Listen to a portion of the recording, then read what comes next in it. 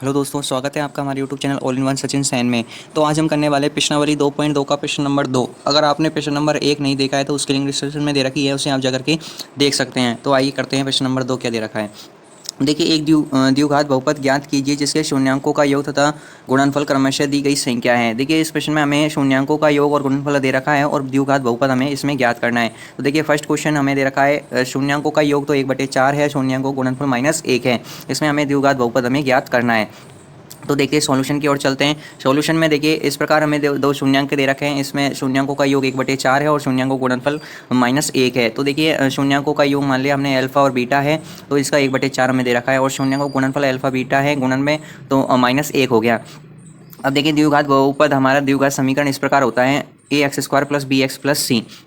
इसे हम इस प्रकार लिख सकते हैं k² माइनस के alpha plus beta x plus के अल्फा बीटा। अब इसको इस प्रकार लिखने के बाद में इसमें तुलना कर देंगे। a का मान k हो गया और b का मान हमारे पास माइनस के अल्फा बीटा हो गया और c का मान के अल्फा बीटा हो गया। देखिए अल्फा प्लस बीटा का मान -b/1 होता है, a होता है, फॉर्मूले के अनुसार हमने जमा दिया। और क्वेश्चन में हमें दे रखा है 1/4 है, दोनों शून्यांकों का योग, और दोनों शून्यांकों का गुणनफल हमारे पास दे रखा है -1। तो इससे हमें पता चल जाता है कि का मान तो कितना हो गया, 4 हो गया। तो a बराबर 4 हो गया। फिर b का मान हम इसमें निकालेंगे। तो b का मान हमें निकालने के लिए इसमें हमें मान रखना पड़ेगा। a का मान हमने -4 रख दिया इसमें, और 4 रखने के बाद में अल्फा प्लस बीटा का मान हमने यहाँ से रख देंगे 1/4। अल्फा प्लस बीटा का मान 1/4 हमारे पास आया था, तो ये रखने के बाद में इसको आगे सोल्व कर देंगे। देखिए इसके बाद में c का मान k अल्फा गुणा बीटा है, तो k का मान हमारे पास 4 आ गया और अल्फा प्लस बीटा का मान हमारे पास ये दे रखा है गुणनफल -1। इस प्रकार इसमें हमने जमा दिया। अब जो द्विघात बहुपद है उसमें हम इनके मान लिख देंगे। के का मान या फिर ए का मान हमने निकाल लिया है, 4 है, तो 4x² -4 हो गया, और अल्फा प्लस बीटा गुणा x प्लस 4 अल्फा गुणा बीटा। ये 4x² ऐसे के ऐसे आ गया, ये माइनस आ गया, और ये 4 ऐसे की ऐसे आ गया। अल्फा प्लस बीटा का मान हमें क्वेश्चन में दे रखा है शून्यांकों का योग 1/4 है, और x ऐसे की ऐसे। फिर देखिए 4 ऐसे की ऐसे आ गया और दोनों शून्यांकों का गुणनफल -1 दे रखा है। इसको हमने आगे सोल्व किया तो 4 ऐसे की ऐसे आ जाएगा, 4x²। उसके बाद में देखिए यहाँ से ये 4 से 4 कट गया, तो हमारे पास -1x बच गया। फिर देखिए प्लस माइनस माइनस हो गया, 4 को 1 से गुणा किया तो 4 आ गया। इस प्रकार हमारा ये द्विघात बहुपद तैयार होता है। उसके बाद में अगले क्वेश्चन की ओर चलते हैं। दूसरा क्वेश्चन हमें दे रखा है शून्यांकों का योग तो दे रखा है √2 और शून्यांकों का गुणनफल दे रखा है 1/3। तो देखिए इसमें दूसरी विधि से समझाया गया है। देखिए समझते हैं किस प्रकार समझाया गया है। अल्फा प्लस बीटा का योग है, जो शून्यांकों का योग √2 दे रखा है और गुणनफल 1/3 दे रखा है। तो देखिए इस प्रकार हमारे पास ये समीकरण होता है द्विघात समीकरण। उसको हम इस प्रकार लिख सकते हैं kx² माइनस के alpha plus beta x plus के अल्फा बीटा।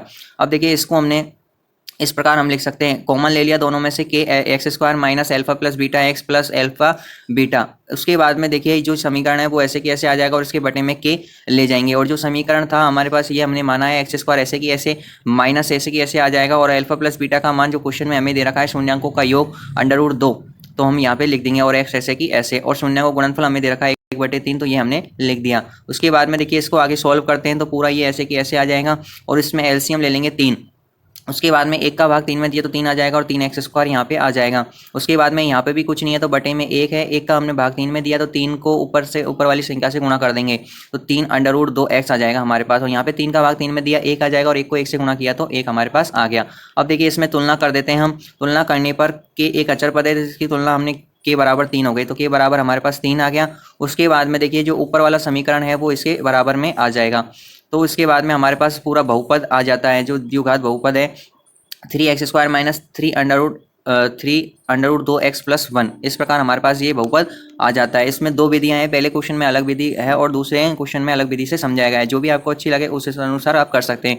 वीडियो आपको अच्छी लग रही है तो वीडियो को लाइक जरूर करें। अगर आप हमारे चैनल पर नए हो तो चैनल को सब्सक्राइब जरूर करें। चलते हैं तीसरे क्वेश्चन के। तो देखिए तीसरा क्वेश्चन दे रखा है शून्यांकों का योग है 0 और शून्यांकों का गुणनफल हमें दे रखा है √5।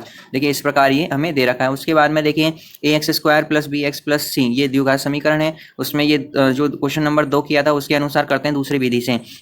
तो देखिए इसमें k कॉमन मान लेंगे और x² minus alpha plus beta x plus alpha beta. उसके बाद में देखिए यहाँ से k को बटे में ले जाएंगे और ये हमारे पास इस प्रकार ये आ जाता है, और ये पूरा ऐसे की ऐसे x² ऐसे की ऐसे माइनस अल्फा प्लस बीटा का मान क्वेश्चन में जो दे रखा है शून्यांकों का योग 0 है, और x ऐसे की ऐसे प्लस अल्फा प्लस अल्फा गुणा बीटा, इस गुणनफल शून्य को गुणनफल √5 दे रखा है तो √5 हम लिख देंगे। उसके बाद आगे चलते हैं। आगे चलने के बाद में देखिए यहाँ पर ये तो 0 हो गया तो इसको हम नहीं लिखेंगे, x² + 5 ही हमने लिख दिया और बटे में कुछ नहीं है तो 1 मान लिया। तो के की तुलना यहाँ पे हमने की तो के बराबर तो 1 हो गया और ये ऊपर वाले की तुलना हमने ऐसे की तो ये हमारे पास द्विघात बहुपद आ गया x² + √5।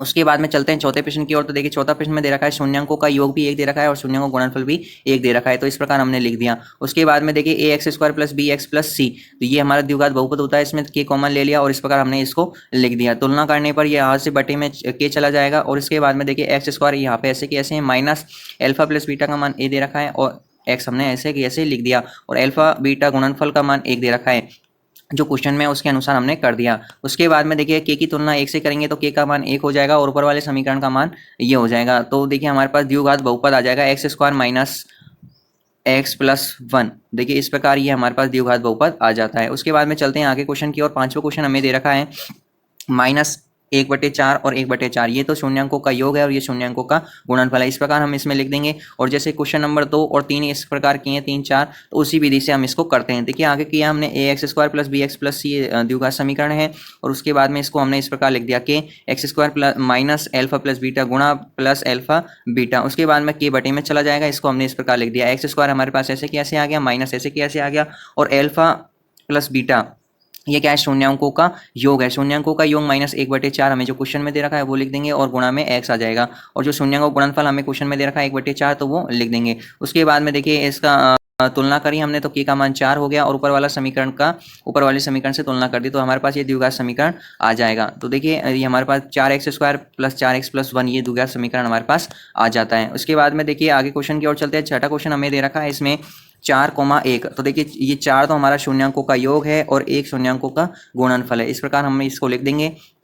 इस प्रकार ये पहली विधि से हम इसमें करते हैं। तो इसमें तुलना करने पर a का मान तो 1 हो जाएगा, b का मान हमारे पास b का मान -4 हो जाएगा, a का मान हमने लिख ही लिया और c का मान 4 हो गया। इस प्रकार देखिए इसको आगे सोल्व करते हैं, इसमें मान हम रख देंगे।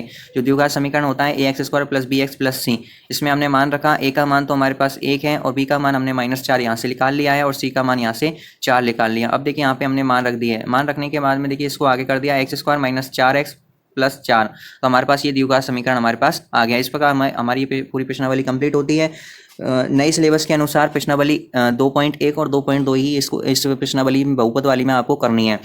इसके अलावा और सारी प्रश्नावली इसमें से हट चुकी हैं। तो देखिए मिलते हैं एक और नई वीडियो में, तब तक के लिए धन्यवाद।